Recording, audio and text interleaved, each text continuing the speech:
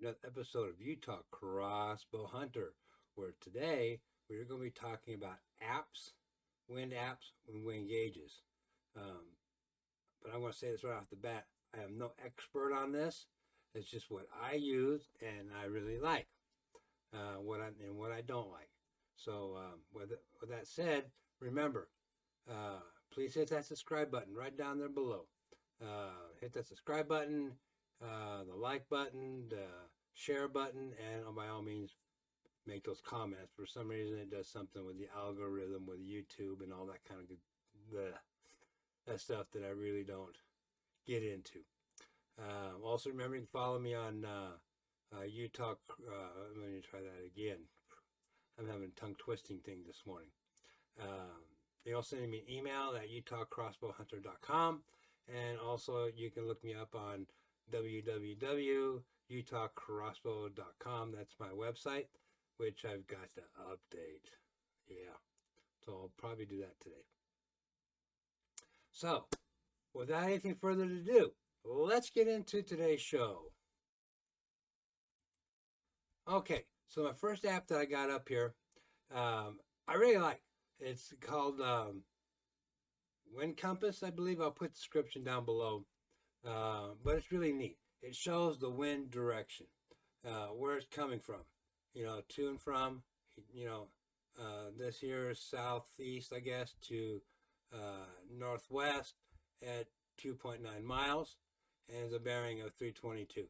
The bearing, I'm not going to worry too much about the bearing, but it's really an interesting thing, and it shows you your location, all that kind of good stuff. And on the second page, if you go down to the thermometer thing, it tells you your temperature, highs and lows, feels like, whatever, gives you your barometric pressure, your humidity, and the dew point.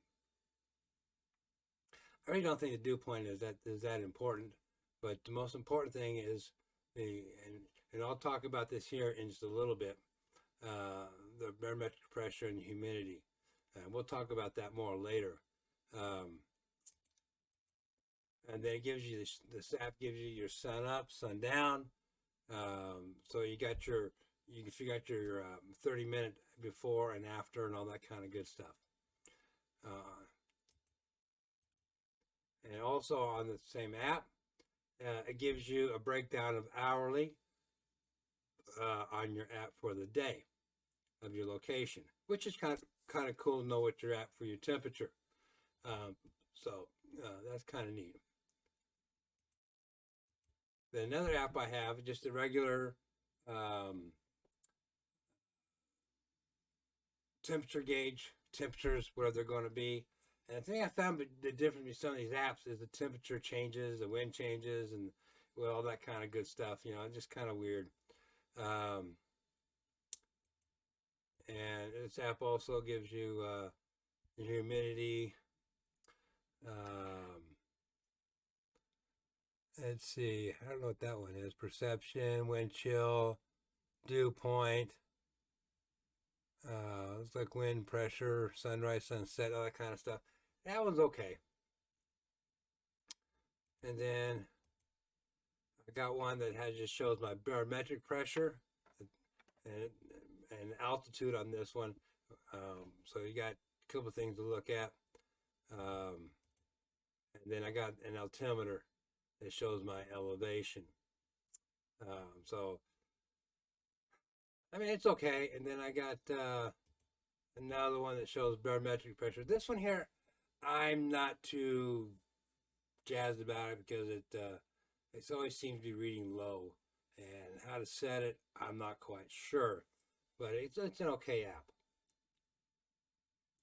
So that does okay. So those are just kind of a rundown on the apps that again, I'll get back into some of the other stuff here in just a moment. But other things I have is I have two wind gauges. I have this Hold Peak. Let me get my eyeballs here. This Hold Peak HP 866BWM. This one here is a pretty cool one. I like it a lot because when you turn it on, okay, it's giving you, depending on what you have, okay, so I can get this here for you guys. It's kind of backwards here, but with just me talking, it's giving it a little bit of a breeze. But it has the wind, and you can do it in kilometers, feet per minute, I guess, knots, and miles per hour. It also gives you, you push another button, it gives you barometric pressure. Boom, right there on your screen. And then it also gives you your temperature in Celsius, in wind chill factors, your temperatures and stuff. And then also gives you your altitude. Now the altitude I haven't been able to set on this quite yet. I'm not sure. Oh, there we go. But again, I'm not quite sure. I tried to set my altitude on this and stuff, but it's kind of difficult to do. But it has the backlight, which is kind of cool. And then I have this CALDWELL one here. I'm not too crazy about this CALDWELL one, just because the wind, the turbine, the things inside here, it takes a while for them to get going here. But it has the temperature, your barometric pressure, let's see what else. Let's see your temperature on here, your barometric pressure and stuff. I'm not too crazy about the CALDWELL. It works great, but it has this downfalls, like the exact temperature on this isn't exact. The barometric pressure is pretty close. And the wind speed, like I said, it takes a lot to get that little those little propellers going inside. So I don't care for that one too much, but it does come in a nice little case, you know, to put on your hip or whatever. The hold peak comes in this nice little case here. Only thing is, for a belt loop, you have to put it on like this little thing here, but that's no big deal. But for preference between the CALDWELL and this wind peak, I prefer the wind peak, just because of the wind. It gives that pretty good. Like I said, the altitude's a little off, but the app that I really like is the Wind Compass. It's a free app on Android or iOS systems. It seems to be pretty accurate, but the only thing is, you got to have internet connections on your phone in order for that to work. Same thing with the other ones, the temperatures, the weather, and all that kind of good stuff, you know. But why is some of that stuff important? If you're shooting close range, say probably less than 100 yards, we'll just use that as an example. The barometric pressure, the wind, and the temperature probably won't have that big effect. But if you're shooting longer distances, the barometric pressure, the humidity, the wind is all very important. Very, very important for shooting longer distances, setting that shot up. So it used to be back in the day, you drop some dirt on the ground, see which way the wind was blowing. You took a guess at the wind, you set your scope, and humidity, you set your scope. Now, I know there's other products out there that are a lot more expensive. That it'd probably work fantastic. But for some of us who can't afford the $200, $300, $400, maybe more gauges that you can get for computer type stuff that you can take out with you out in the field, like your military sharpshooters use and stuff like that. Unless you're into that kind of stuff, okay, that's fine. That's great. But if you're just like in just regular hunting, in your situations for hunting, just the lower end stuff will probably work just as good. Not precise, but get you in the ballpark to make your shot. So again, I'll put everything in the linked description box below, so you can look up that stuff yourself. But the wind compass, like I said, I've used it out when I went outside and shot. It seems pretty accurate, except for the wind. It depends on where the weather stations are, because that's where it's coming from. So my closest weather station is probably down in Cedar. So even though I'm here in Parowan, I'm getting a lot of stuff from Cedar for here. Such as there may be a wind in Cedar, but no wind here. So you just kind of have to gauge that. But the temperatures are pretty close. When you get out in the bush, things are going to be a lot different, obviously. Because remember, if you're on top of a ridge, you're going to have the wind. It's going to be more of a direct wind. When you get down to a valley, down the bottom, you may have swirling winds. Okay, those are the ones that are harder to determine, obviously. And your temperature may be lower than up here. Okay, so you got to kind of take that into factor, which it probably won't make too much difference, but it's just kind of a basic rundown on my wind gauges and stuff. And like I said, I highly recommend the Peak Hold over the CALDWELL.